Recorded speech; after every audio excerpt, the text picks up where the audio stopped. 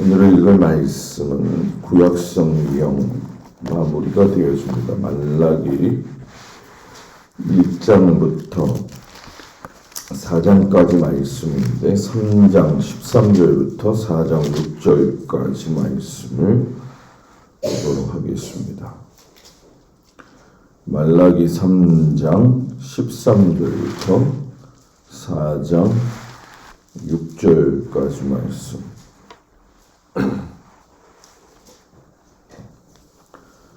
말라기 3장 13절부터 4장 6절까지 말씀을 다같이 공독합니다.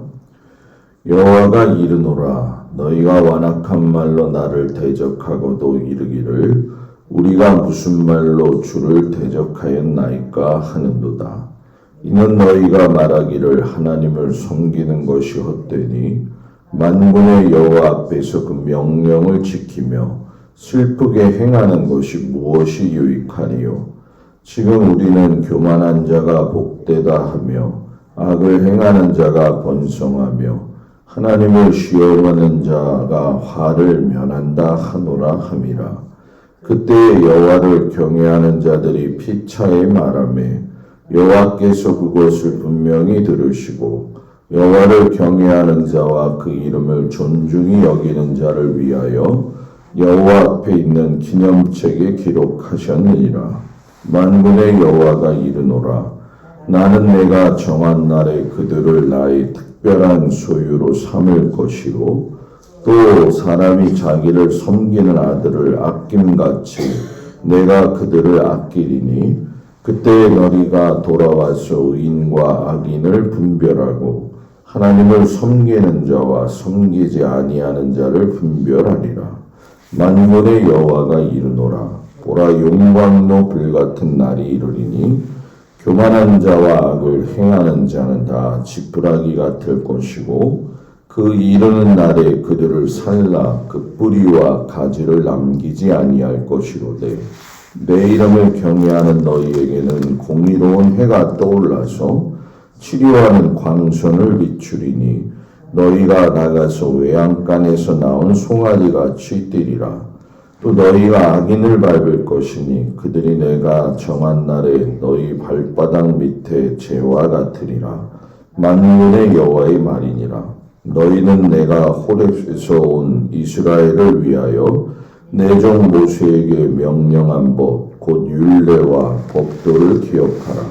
보라, 여호와의 크고 두려운 날이 이르기 전에 내가 선지자 엘리야를 너희에게 보내리니 그가 아버지의 마음을 자녀에게로 돌이키게 하고 자녀들의 마음을 그들의 아버지에게로 돌이키게 하리라.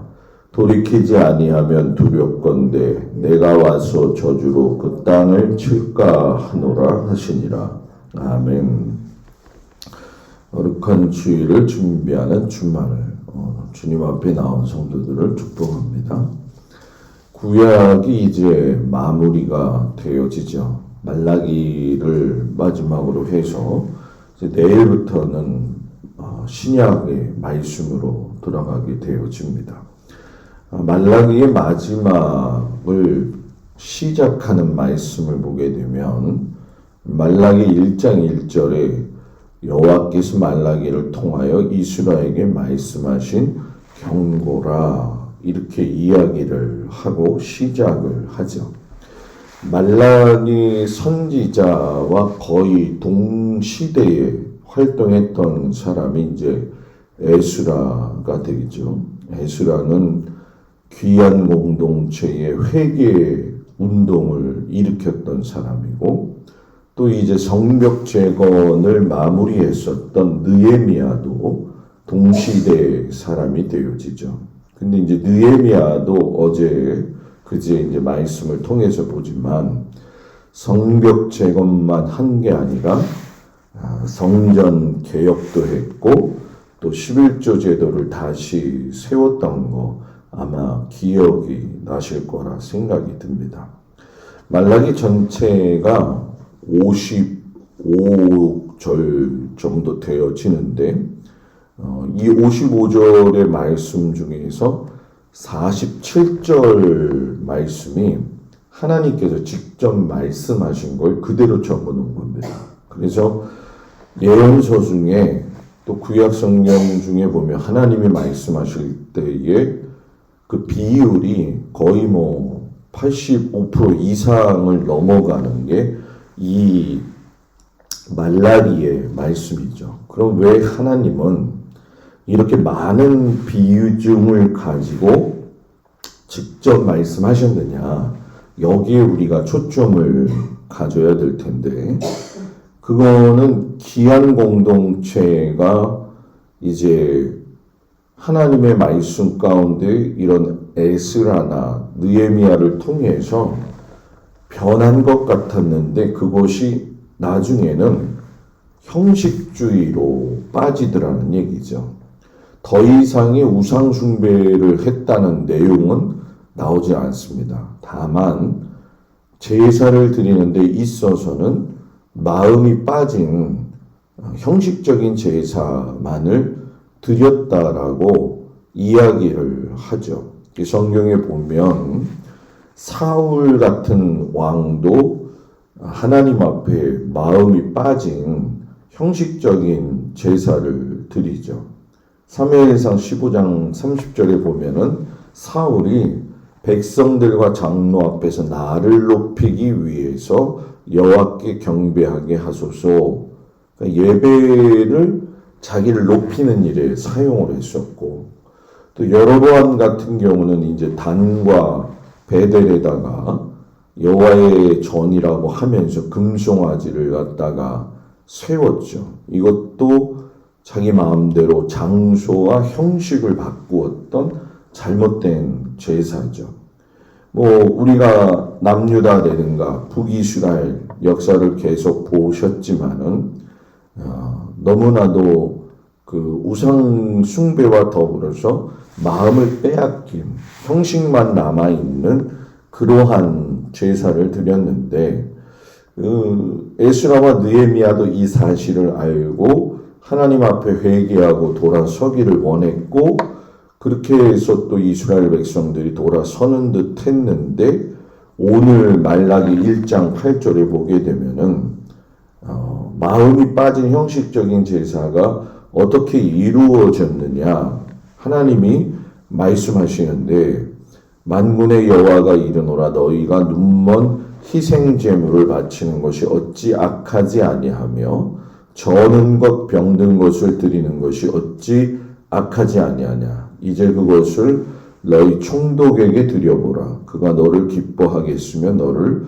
받아주겠느냐 이 너희들이 지금 하나님 앞에 제사 드리는데 페르시아의 총독에게도 바치지 않는 더러운 떡 그리고 눈먼 희생 제물을 하나님 앞에 드렸다라는 거죠.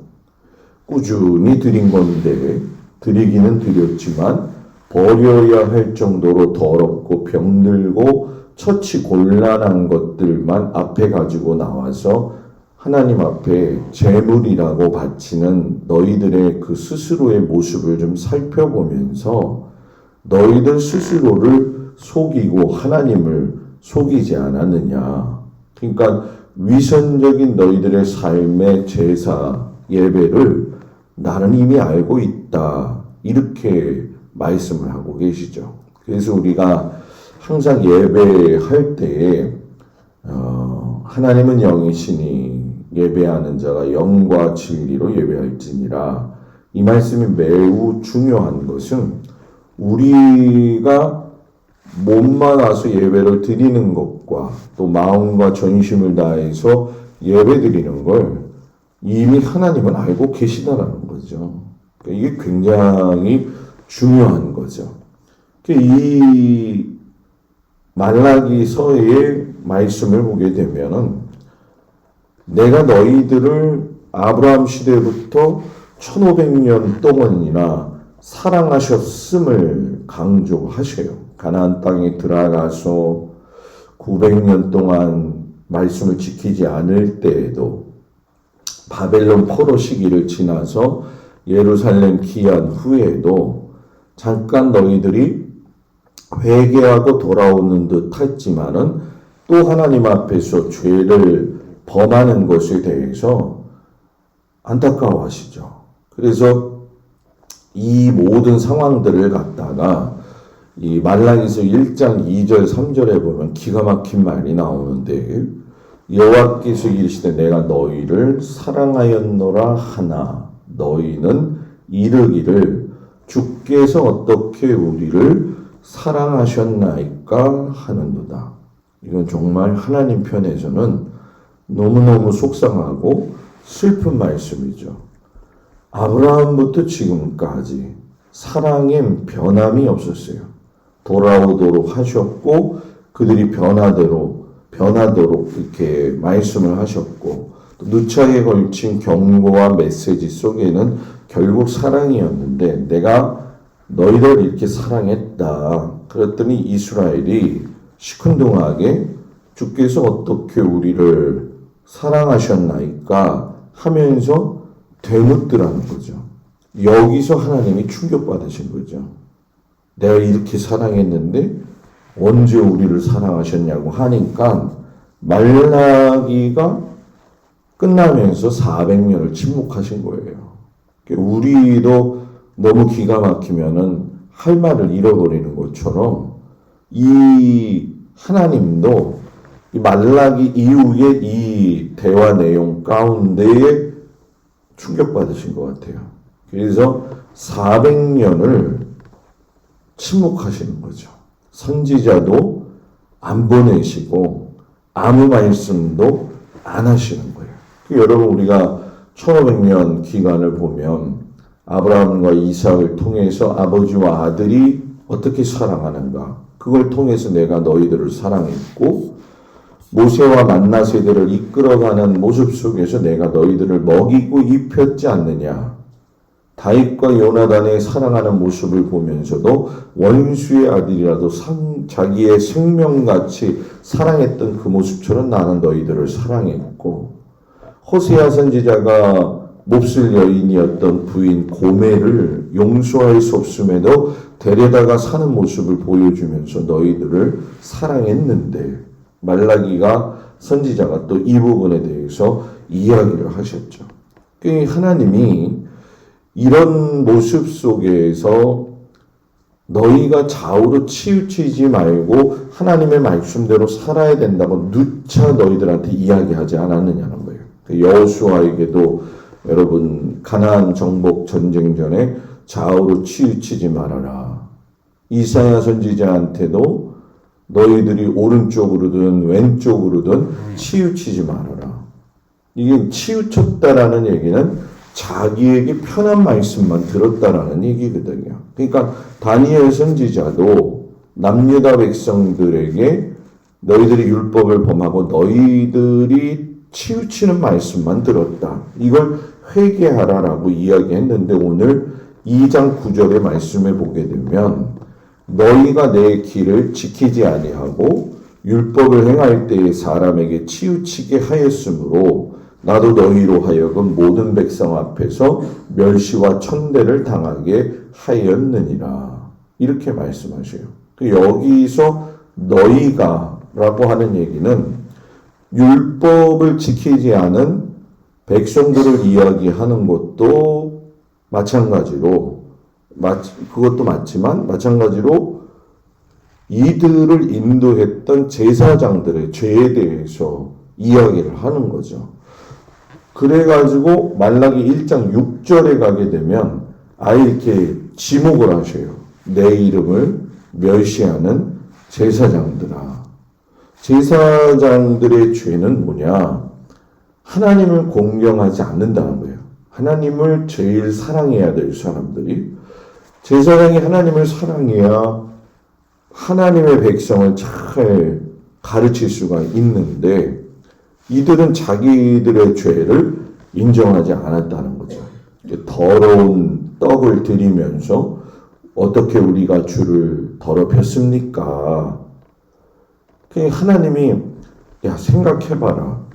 페르시아 총독이라고 너희가 사람의 밑에서 있을 때에도 그 총독에게 드려도 거들떠보지 않는 거를 너희들은 드리고 나서 뭐라고 이야기하냐면 우리를 불쌍히 여겨 주십시오 라고 이야기한다는 거죠. 그래서 말라기 1장 10절에 가면은 하나님이 이렇게 말씀하셔요. 너희가 내 제단 위에 헛되이 불사르지 못하게 하기 위하여 너희 중에 성전 문을 닫을 자가 있었으면 좋겠다. 이게 무슨 말이에요? 이런 모습을 가지고 제사 드리러 예배 드리러 오는 너희들을 내가 받고 싶지 않다는 거예요. 그래서 누가 성전 문 좀 닫아주면 안 되겠니? 이 얘기죠.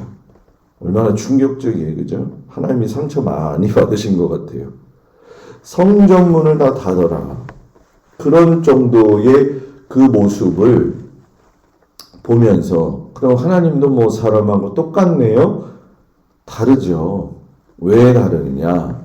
하나님이 분명히 뭐라고 이야기하셨냐면은 말라기 1장 11절에 해 뜨는 곳에서부터 해 지는 곳까지 이방 민족 중에서 내 이름이 크게 될 것이라. 내 이름을 위하여 분향하고 깨끗한 제물을 댄. 너희들 지금 나한테 이렇게 했지? 그런데 이제는 뭐라는 거예요? 모든 이방 민족들이 나를 높이는 날이 올 거다.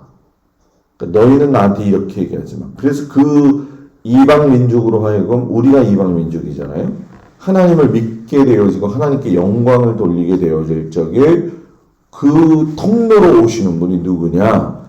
바로 그리스도 예수님을 이야기하는 거죠. 그러니까 하나님은 여기서 벌써 이미 이야기하고 넘어가시는 거예요. 그러면서 말라기 선지자가 너희들이 2장 2절 3절에 보게 되면 만일 듣지 아니하며 마음에 두지 아니하며 내 이름을 영화롭게 하지 아니하면 내가 너희에게 저주를 내려 너희의 복을 저주하리라. 이렇게 말씀을 하시고 그 뒤에 좀 3절 첫 반절에 들어가게 되면은 내가 너희의 자손을 꾸짖을 것이요 똥 곧 너희 절기의 희생의 똥을 너희 얼굴에 바를 것이라. 너희가 그것과 함께 제하여 버림을 당하리라. 이게 무슨 말인가 여러분들 생각하실 텐데 똥을 얼굴에 바른다. 이 재물을 잡아서 제사를 드리고 똥은 제사법에 보면은 성전 밖에서 불태우는 거잖아요. 그죠? 성전 밖에서 불태우지 아니하고 너희들 얼굴에다가 바르겠다는 거예요. 제사장 너희들 얼굴에. 왜 바르느냐? 너희들이 옳은 길을 떠나서 많은 사람들을 하나님 앞에 잘못 인도했기 때문에, 그리고 너희들이 레위인으로서 하나님과의 언약을 지키지 못했기 때문에, 그리고 너희들이 율법을 너희들의 구미에 맞게 사람에게 치우치게 했기 때문에, 하나님의 길을 지키지 않았기 때문에 내가 너희들을 멸시와 천시의 대상으로 만들겠다. 이렇게 이야기를 하셔요. 그래서 결국은 이 얘기는 이 레위인들과 제사장들에게 하나님이 원하셨던 삶의 모습이 있다는 거죠. 이 얘기는. 우리들에게 원하시는 하나님의 삶의 원칙이 있고 모습이 있다는 거예요. 너희가 좀 이렇게 살았으면 좋겠어. 이런 거죠. 그것을 말라기를 통해서 제사장들한테 이야기하시는데 너희는 나를 두려워하고 나의 이름을 경외해라. 하나님의 이름을 언급하는 거에 대해서 항상 두려워하고 경외하려는 거죠. 우리가 가끔가다 그런 얘기 하잖아요. 내가 하나님의 이름을 두고 맹세하는데 이건 아니거든요. 그죠? 하나님의 이름을 사람이 어찌 두고 맹세할 수 있냐는 거죠. 그리고 너희들의 입에서는 진리의 법이 나와야 되고 불의함이 없는 말이 나와야 되고 또 화평케 해야 되고 정직해야 되고 하나님과 동행해야 되고 많은 사람을 죄악에서 돌이켜 떠나게 해야 되고 너희들의 입술에는 하나님의 말씀으로 채우고 율법을 통해서 가르칠 수 있는 이런 말씀을 너희들이 이런 말들을 하면서 살아야 되지 않느냐. 결국 이 얘기는 너희는 하나님의 영광을 드러내는 통로 역할을 해야 된다는 거죠. 우리들에게 말씀하시는 거죠. 너희는 하나님의 영광을 드러내는 통로의 삶을 살고 있느냐. 그 말씀이죠. 그리고 전쟁이 일어나면 제사장 너희들이 제일 먼저 압수되는 거죠. 여리고성 정복 전쟁 때도 보게 되면은 제사장이 하나님의 법궤를 들고 먼저 나갔잖아요. 그런 것처럼 먼저 전장에서 너희들이 선두에 서야 되고, 제사를 너희들이 집도한다는 이야기는 결국 너희들이 백성들이 지은 죄에 대해서 회복시키는 역할을 잘 해야 된다는 거예요. 그래서 제사장과 백성과 하나님이 이 관계 속에서 하나님을 가까이 하게 하는 건 너희들 제사장, 너희들은 듣고 배운 대로 하나님 섬기는 거, 백성들이 해야 할 일, 이걸 말씀하시는 거죠. 그래서 제사장이 되었든 백성이 되었든 너희는 뭐예요? 용서와 긍휼과 사랑으로 통로의 역할을 해야 된다는 거예요. 이런 모습을 보면서 참 하나님이 이런 지도자로서의 삶과 하나님을 믿는 백성의 삶이 얼마나 중요한지를 말씀하셨죠. 그리고 에스라와 느헤미야 더불어서 이제 에스라 때도 그런 이야기가 나왔지만은 동시대 인물인데 똑같이 다른 게 이제 구약 성경에서의 11조 얘기를 여기서 한 거예요.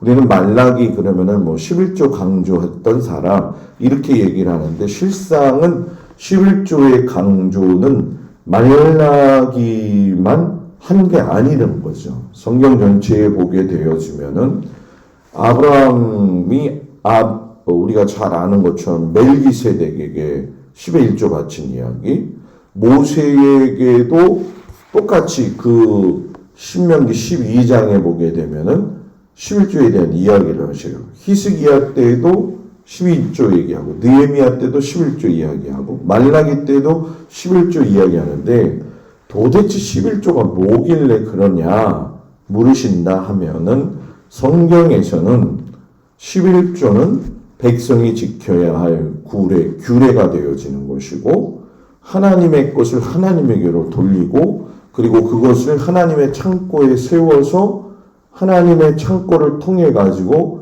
은혜의 강물이 흘러가고, 또 제사장과 레위인들이 본연의 임무에서 다른 길로 가지 말아야 되고, 또 사회 약자들을 배려할 수 있어야 되고, 성전 보수를 하고, 이게 이제 11조의 쓰임새거든요. 근데 너희들이 이런 것들을 이기적인 욕심의 것으로 만들었다는 거죠. 그래서 여러분 요즘 현대의 이 교회의 모든 문제들을 보게 되면 돈이 문제가 되어지는 건 만몬주의가 왔다라는 얘기예요. 결국은.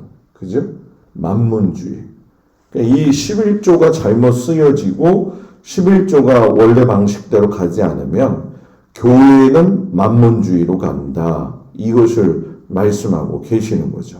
그리고 나서 이제 제사장 나라의 기초를 세울 때에 이제 하나님이 마지막 400년 침묵 전에 말씀하시는 거죠. 내가 하나님이 정하신 여호와의 그 날 전에 엘리야를 너희들에게 보내겠다.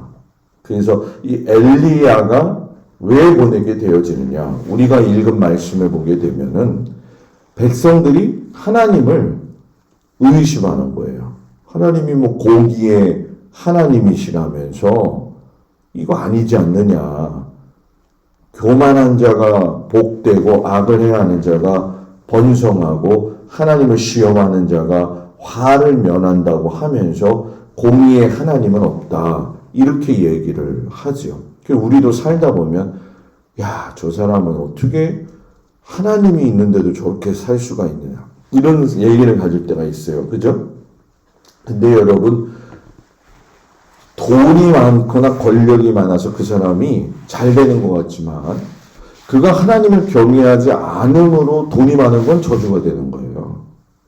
하나님을 경외하지 않음으로 그에게 명예와 권세가 있다면 그거는 그에게 저주가 되는 겁니다. 그게 복으로 보인다는 건 우리의 사고방식이 거기에 중심을 두고 있기 때문에 복으로 보이는 거죠.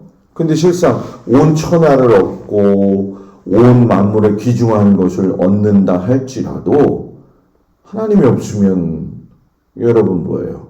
그거는 저주가 되어지는 거죠.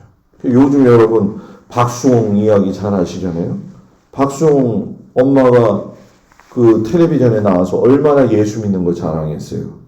무지 자랑했습니다, 여러분. 굉장히 자랑했는데 엄마나 아버지나 똑같은 거예요, 지금. 뭐 박수홍이가 잘못했냐, 뭐 했냐 그런 걸 떠나서 뭐 엊그제도 저기 재판하기 전에 뭐 밖에서 두들겨 패고 그랬던데 뭐 누가 옳으냐 나쁘냐 이런 걸 떠나서 이것 자체가 드러나는 게 부끄러운 얘기라는 거죠. 세상 사람들한테는.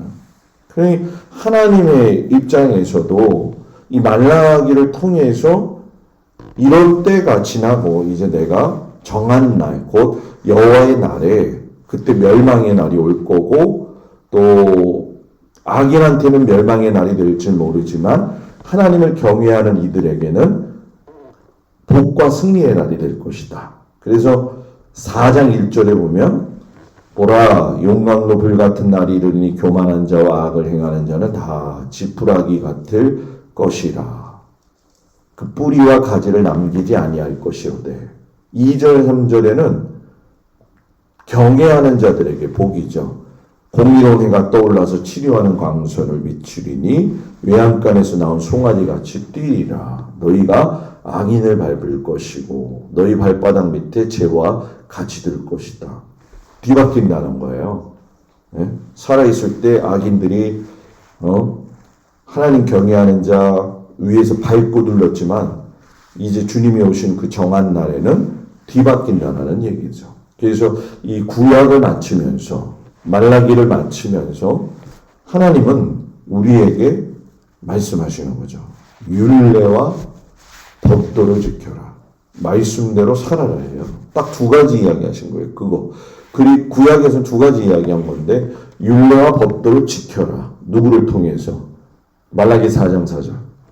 내가 호렙에서 온 이스라엘을 위하여 내 종 모세에게 명령한 법, 곧 율례와 법도를 기억하라, 지켜라. 이게 첫 번째 교훈이에요.